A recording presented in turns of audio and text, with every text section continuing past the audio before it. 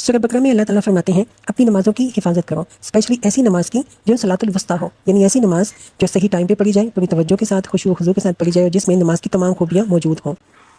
اور اللہ کے آگے اس طرح کھڑے ہو جیسے فرما بردار لوگ کھڑے ہوتے ہیں، اللہ کے آگے فرما بردار بندوں کی طرح کھڑے ہو۔ پھر آگے اللہ تعالیٰ فرماتے ہیں فَإِنْ خِفْتُمْ فَرِجَالًا أَوْ رُكْبَانًا فَإِذَا أَمِنْتُمْ فَاذْكُرُوا اللَّهَ كَمَا عَلَّمَكُم مَّا لَمْ تَكُونُوا تَعْلَمُونَ۔ بد امنی کی حالت ہو تو خواہ پیدل ہو خواہ سوار، جس طرح پاسبل ہو نماز پڑھو، اور جب امن میسر آ جائے تو اللہ کو اس طریقے سے یاد کرو جو اس نے تمہیں سکھا دیا ہے، جس سے تم پہلے ناواقف تھے۔ آگے اللہ تعالیٰ فرماتے ہیں وَالَّذِينَ يَتَوَفَّوْنَ مِنْكُمْ وَيَذَرُونَ أَزْوَاجًا وَصِيَّةً لِأَزْوَاجِهِمْ مَتَاعًا إِلَى الْحَوْلِ غَيْرَ إِخْرَاجٍ فَإِنْ خَرَجْنَ فَلَا جُنَاحَ عَلَيْكُمْ فِيمَا فَعَلْنَ فِي أَنفُسِهِنَّ مِن مَّعْرُوفٍ وَاللَّهُ عَزِيزٌ حَكِيمٌ۔ تم میں سے جو لوگ وفات پائے اور اپنے پیچھے بیویاں چھوڑ رہے ہوں، یعنی شوہر کی ڈیتھ ہو گئی ہے اور بیوی ہے پیچھے زندہ، ان شوہروں کو چاہیے کہ اپنی بیویوں کے حق میں یہ وصیت کر جائیں کہ 1 سال تک ان کی بیویوں کو نان نفقہ دیا جائے اور ان کی بیویاں گھر سے نہ نکالی جائیں۔ پھر اگر وہ خود نکل جائے تو اپنی ذات کے معاملے میں معروف طریقے سے وہ جو کچھ بھی کرے اس کی کوئی ذمہ داری تم پر نہیں ہے، اللہ سب پر غالب اقتدار رکھنے والا اور حکیم اور دانا ہے۔ اور آگے اللہ تعالیٰ کہتے ہیں وَلِلْمُطَلَّقَاتِ مَتَاعٌ بِالْمَعْرُوفِ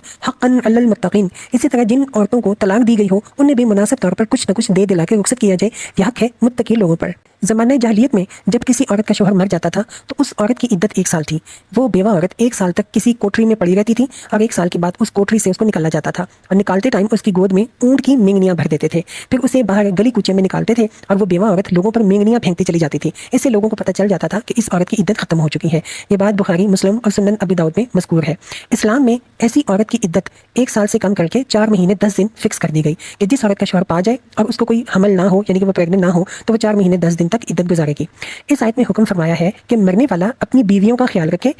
اور موت سے پہلے اس بات کی وصیت کر دے کہ شوہر کے ترکے سے 1 سال تک اس بیوہ عورت کو نان نفقہ دیا جائے۔ متاعًا الی الحول کا جو ورڈ ہے اس میں یہ بات واضح کر دی گئی ہے۔ 1 سال تک بیوی کو شوہر کے ترکے میں سے نان نفقہ ملے گا، یہ حکم پہلے تھا لیکن بعد میں یہ ختم کر دیا گیا، اور اس کے ساتھ یہ حکم بھی دیا گیا کہ شوہر یہ بھی وصیت کر دے کہ میری بیوہ کو 1 سال تک میرے گھر سے نہ نکالا جائے۔ غیر اخراج کا ورڈ ہے اس میں اس حکم کو بیان کر دیا گیا، لیکن عورت کو اختیار تھا کہ اگر وہ چاہے تو مرنے والے شوہر کے گھر میں رہے اور چاہے تو اپنے ماں باپ کے ہاں چلی جائے۔ فَإِنْ خَرَجْنَ کا جو ورڈ ہے اس میں یہ بات واضح کر دی گئی ہے۔